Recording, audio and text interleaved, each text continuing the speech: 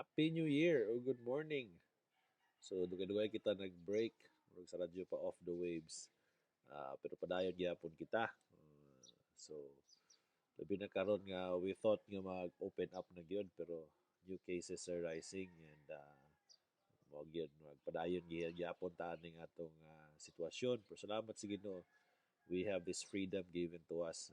Wala ingon nga particular lang na tawag ani way of doing iglesia ang gihatag sa Biblia. But it's really freedom. And it's okay if we don't meet right there sa isa ka lugar. And it's okay if we do this one. Kabalo kong uban murag uncomfortable sila. Pero rest assured, this is the freedom and the grace that God has given us. Okay?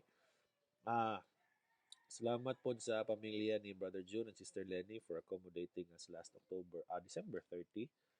Uban ka nga Ate Lily, o si Liza, si Inday, si Ate Rose, nakatigom kami for the first time in more than a year. Uh, there was a gathering. Okay. Ano ang uban busy, but it's okay. Salamat Brad June sa lamian nga bulalo nga inyong naandam. Sayang ang paa nga ang tiil nga wala pa nahumok. But thank you for accommodating us. So today we'll just continue our discussion on Peter. So nakanta karon sa ikaduhang Pedro. So last time, if I could remember, we talked about the last part of Peter and First Peter. Gatong nisgutan nga of our messiness. Okay?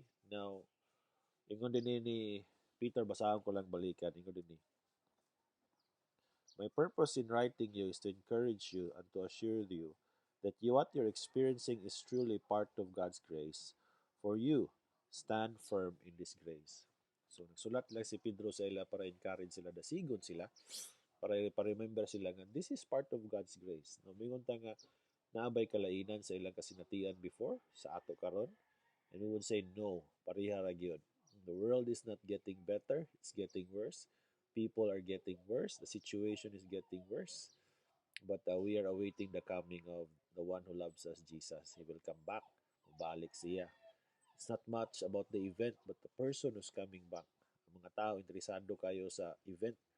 Busy sila sa pagtuki sa mga detalye about the event. And setting aside the person who's really coming back. The person na nagbalik. So, still the same thing even until now. Klaro man kayo sa atong sitwasyon karon. We thought that everything will be better, but tagaan lang ta og gamay nga window, and then when New Year came, seems life is going back to hard times again, di ba? But that's the reality. But it says here, this is part of God's grace. Okay, grasya ni sa Ginoo. And then our minds are unsa ni? Wag malisod ta gunahuna ana. Di ba grasya dapat ayahay tanan pastor? Di ba dapat maayo atong kahimtang? Yes, so maabot na kita nga malaumon nga maayo kahimtang. But not now, but in our glorification. Time will come when Christ comes. That will be our hope. What's the use of Christ coming kung tanan na lang maayo karon? No, it is not.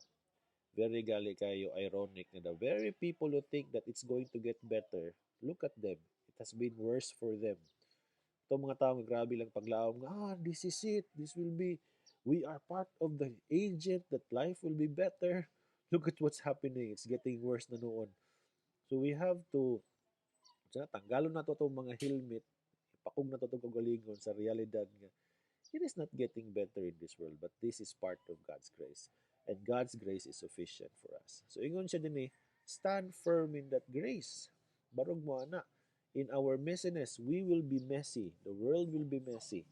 But Christ made a decision. God made a decision to love us. Diba? Even though we are not ideals and we are not lovable, He made a decision to love us. If you remember the story I gave about Martin Luther, kung sa iya nga asawa si Katarina, diba? Nagminyo lang sila out of necessity kay ang uban namalik na silang pamilya kay madre man to si Katarina, pero si Katharina and Martin Luther, they got married, and their love progressed as all go on because they made a decision to love each other. Just like Christ, He made a decision to love us. Diba? So, salamat sa Ginoo nga He decided to really love us. Okay. So, stand firm in that grace. We are forgiven. just as we have never sinned, just as we have perfectly obeyed. Mao ang mensahe sa Biblia.